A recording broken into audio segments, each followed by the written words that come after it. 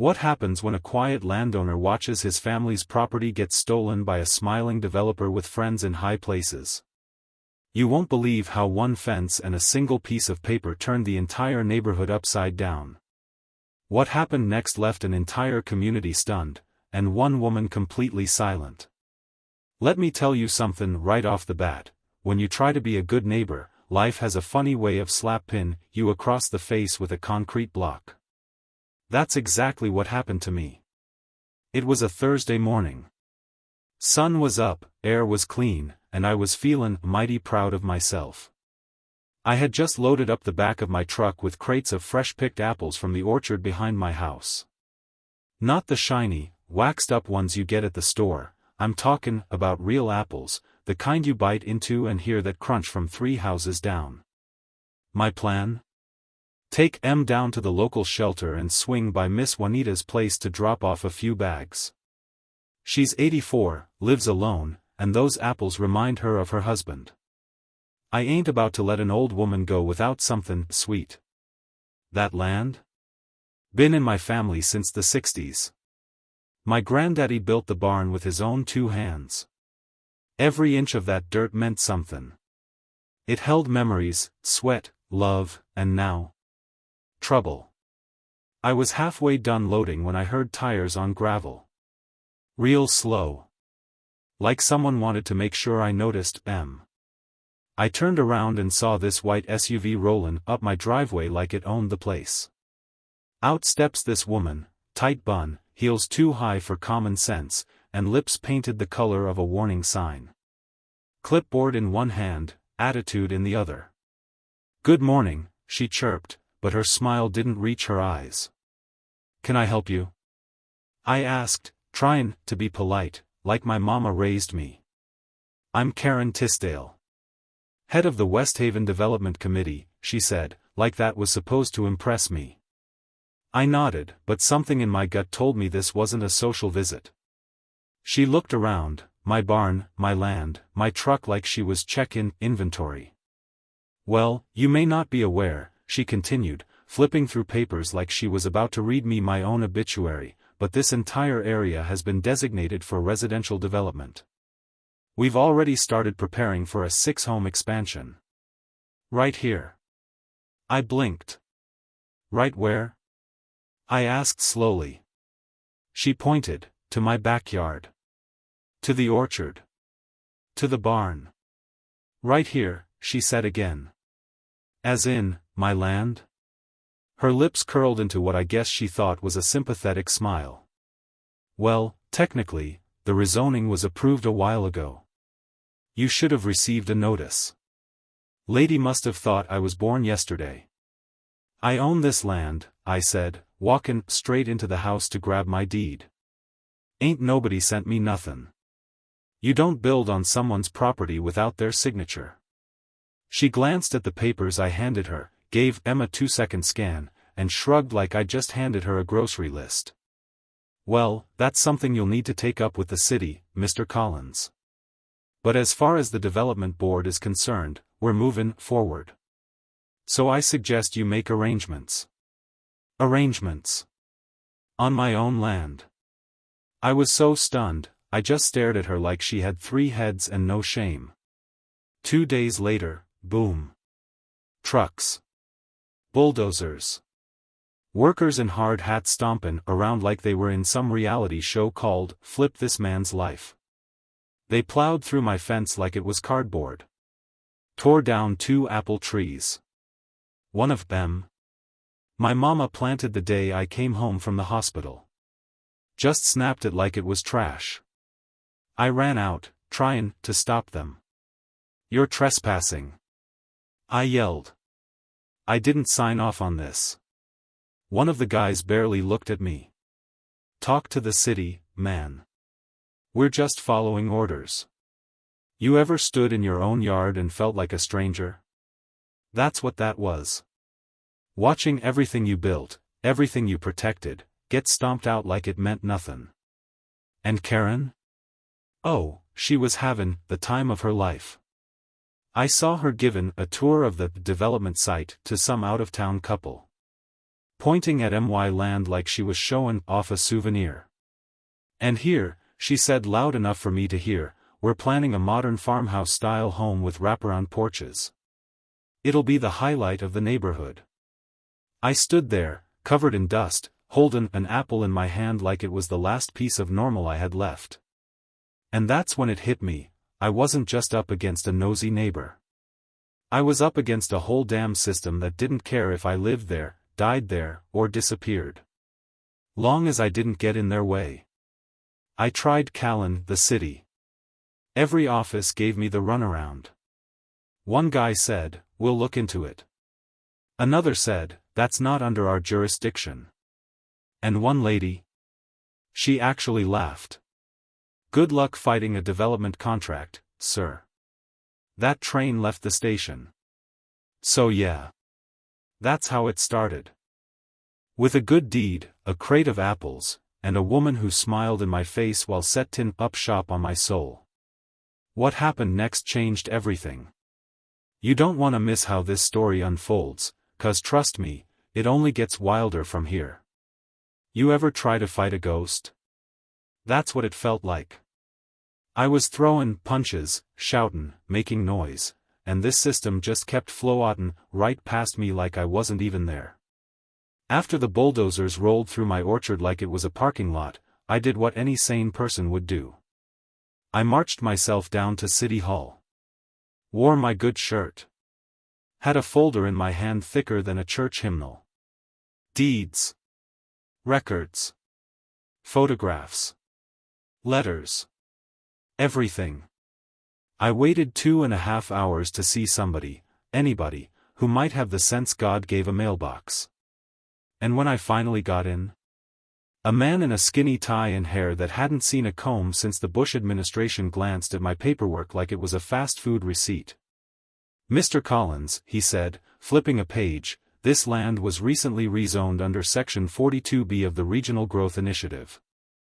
It passed council review 6 months ago." I blinked. And when exactly was I supposed to find out about that?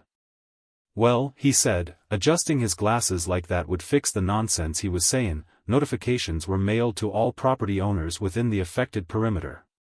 I leaned in. "Let me ask you a question. If someone breaks into your house and leaves a note on your porch after, does that make it legal?" He smiled. One of those tight, fake ones, like he'd been trained in how not to have a soul. "We understand your frustration." No. He didn't. Not even close. 'Cause while they were hiding behind papers and policies, I was out there watching cement trucks back up into my history. They poured concrete where my daddy's old fire pit used to sit. Flattened the hill where my nephew proposed to his wife. Gone. Meanwhile, Karen was strutting around in yoga pants like she was running her own little empire. I'd see her every day. Clipboards. Phone calls. Her voice chirping across the air like nails on a chalkboard. She even had the nerve to stand at the edge of my porch one afternoon. "You should really consider moving," she said with a smile that felt like it had fangs. "It's going to get busy around here.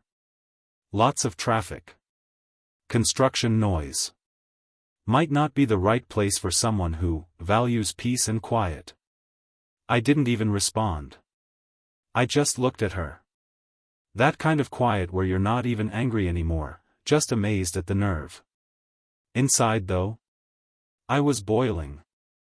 My family worked their whole lives for that land. They didn't leave me much, but they left me that. And now some stranger, some clipboard warrior with a developer's phone number and a plastic smile, was telling me to move. I tried talking to the workers. Some of them felt bad, you could see it in their eyes. One young guy came up to me when the supervisor wasn't looking. "Sir, we don't want no trouble," he said. "We're just told where to dig. But, a lot of this don't feel right." I nodded. "It's not." The real gut punch came when I tried to file a formal injunction. I found a lawyer, young, sharp, with ambition written all over his tie. He looked through the paperwork and shook his head. "Something's off here," he said. "Rezoning usually takes a year. This was rushed. Pushed through in 3 months. And Karen Tisdale? She's not just head of the committee. She owns partial shares in the development company." That's when the room went still. "Oh, she's playing both sides of the fence," I muttered. He nodded. "Looks that way. But proving it? That's going to take time, and money. A lot of it. Time and money. 2 things they count on you not having." I went home that night and sat on the steps of what used to be a peaceful porch. The sound of jackhammers echoed in the distance like a reminder that I was losing. Losing ground. Losing history. Losing patience. That's when I noticed something. The new roads they were building, they crossed directly through my section of the Platte. Meaning, all those fancy homes Karen was bragging about, they were gonna rely on my land for access. Water lines. Power lines. Trash pickup. All of it. Every pipe, every cable, laid through property they never fully acquired. So they bulldozed over the surface, but the legal foundations? Oh, those were still mine. And that? That changed the math. This is the turning point. Everything you've been waiting for, it's right around the corner. Don't even think about missing what comes next. Because in the next part, someone finally gets what they deserve. They thought I was just gonna sit on my porch and take it. Watch M pave over my memories. Watch M sell pieces of my land to strangers like it was some supermarket special. Watch Karen Tisdale sip sparkling water on her little folding chair while she signed papers with a $400 pen and grinned like she owned the sun. Well, they forgot one thing. I ain't just some man with dirt under his boots. I'm a man with records. And receipts. And most importantly, a boundary line with my name on it, filed fair and square at the county records office since 1972. Remember that lawyer I told you about? Young, sharp, like a blade with a degree. Well, together, we started pulling threads. And once we tugged hard enough, whole thing unraveled like a dollar store sweater. See, while they bulldozed trees and laid foundations, they also laid infrastructure, pipes, cables, roadwork, right through a stretch of land they never legally purchased. Not from me. Not from anyone. I had what's called an easement right, and they skipped right over it like it was a speed bump. Which meant, legally speaking, they built a neighborhood dependent on access they didn't own.